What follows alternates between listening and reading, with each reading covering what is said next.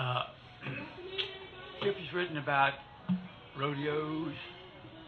Yeah. Thank you. I just arranged the whole. You can't take him anywhere. This is. He is the treasurer, and there's another member of PIL here specifically to keep him from heading to Mexico with the TIL's money. And he's kind of shifty himself, and that's why I'm here.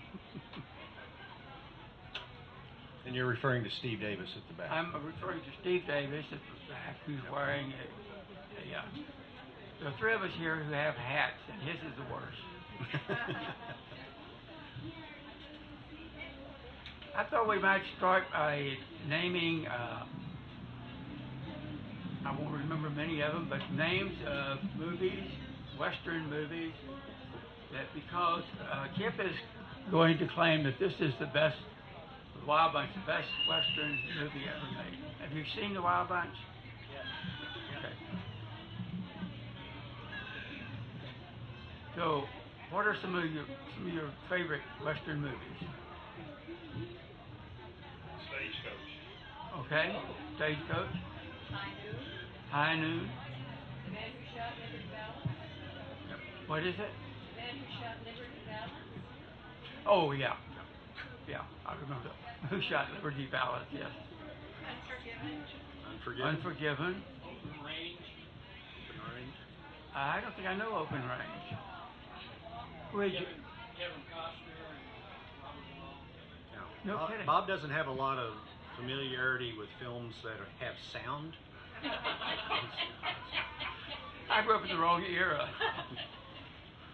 When they put sound, it just ruined movies forever.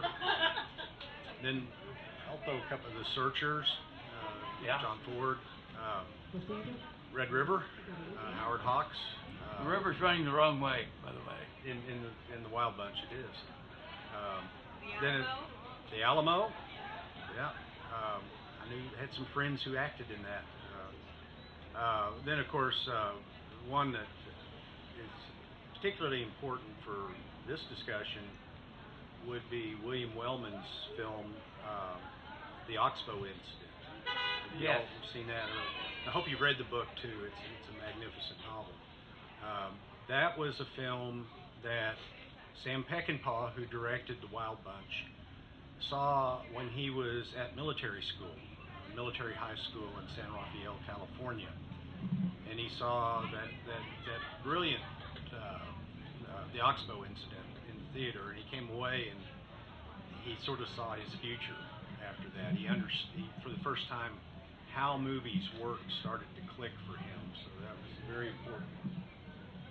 It has a great cast, really wonderful book, based on true incident, by the way, incidents in Wyoming. He got into writing, teaching writing, and teaching writing, I think, ruined his writing. I met once a student of his and said, wondered why he didn't write more books. He's talking about Walter Van Tilburg Clark, who wrote the novel, The Oxbow Incident. And the guy said, well, I would give him an 8-page story that I'd written, and he would come back with 40 pages of criticism. He really was working for his students. And so I taught writing for many years, and I told him at the beginning of class, my writing is more important to me than your writing is. So if you're not seriously writing, you're not working on what you're writing, then this is not the class for you. If you're just in here to have fun, scribble a bit. Anybody remember Jewel in the Sun? Joseph Cotton, Gregory Peck, Jennifer Jones, a couple of the older actors whose names we still remember because of their acting. And one of them's a family name, and the granddaughter or great-granddaughter is still acting. Do you remember whose name that is? Starts with a B. It doesn't matter. Yeah.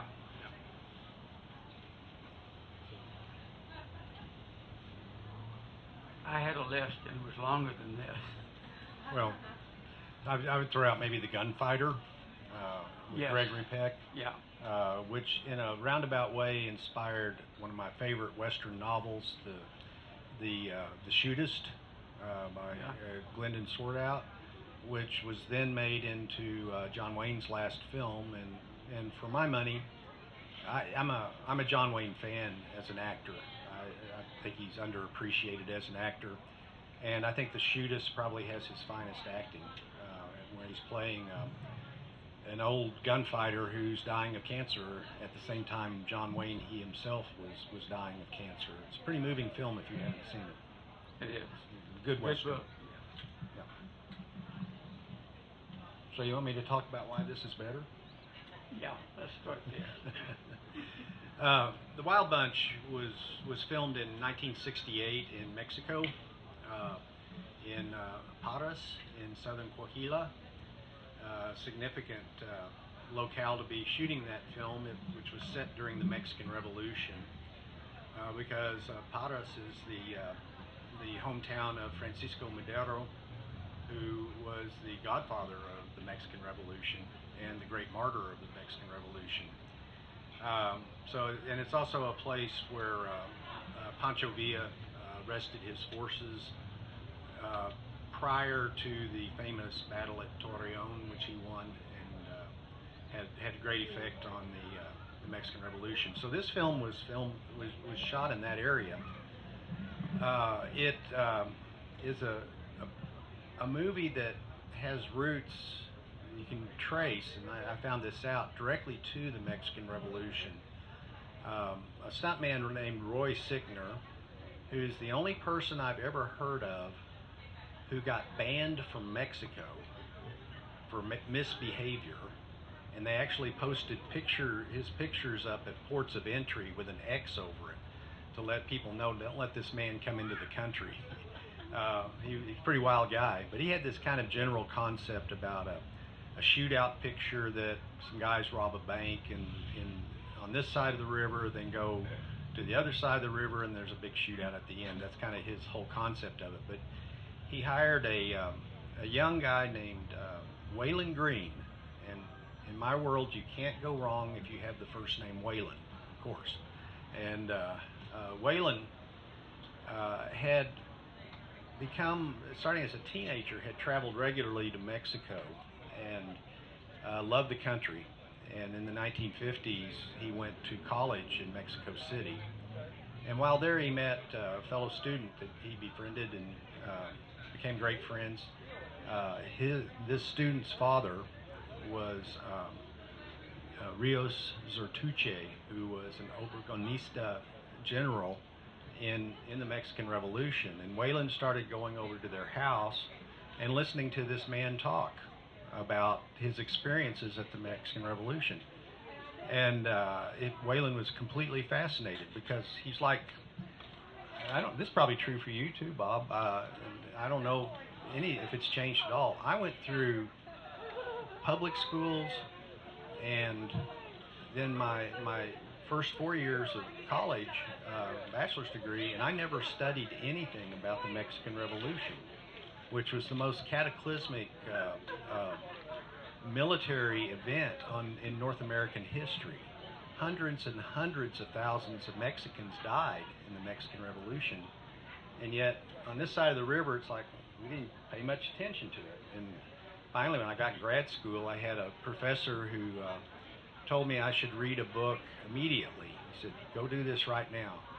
Find a copy of a book called Insurgent Mexico by John Reed. And he said it's like reading Stephen Crane on the Mexican Revolution. So that's how I first got it. But Waylon was down there in Mexico, and he was learning all this stuff about the Mexican Revolution from this general who'd been in it. Then he got a job after college working for a Mexican swimming pool company that had customers in every state in Mexico. And so he was sent throughout the whole country. And everywhere he went in the late 1950s, he kept running into these old men who had fought in the Mexican Revolution and had these stories to tell. And so he just absorbed all of this.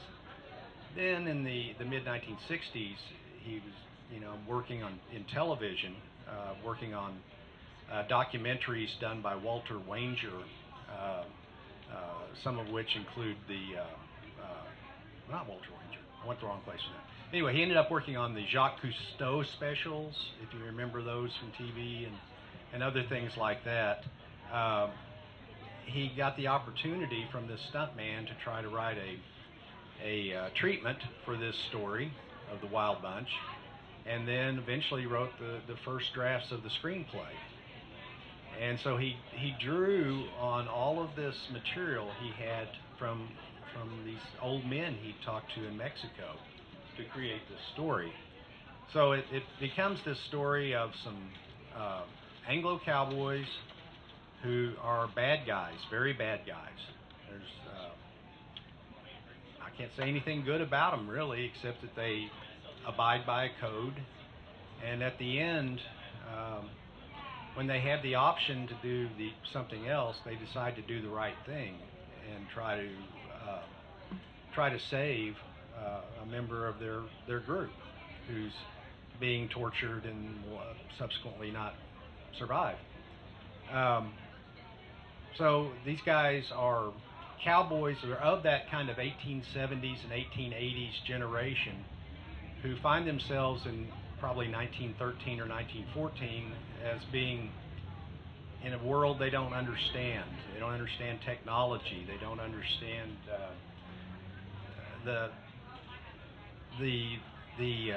greed of corporations, particularly as epitomized by railroads. And this is a whole indictment. Peckinpah hated the 20th century. He thought it was a betrayal of human. In that time, there was a betrayal of essential human values. And so this is a lot of what this movie deals with, are these guys who end up in this place and then decide to do the right thing at the end at an extraordinary cost. And the reason I would think that it's the best Western, and as a movie, I put it up there. I go beyond Westerns. When you talk about the Wild Bunch and what it has going for it as a work of art, you get into that rare era where you're talking about Fellini's La Strada, and you're talking about Kurosawa's Rashomon, and you're talking about Truffaut's 400 Blows. It's that kind of artistic achievement in this form of this Western, which sort of is the last Western in its way. It's sort of some people say it planted the tombstone on the traditional Western because it changed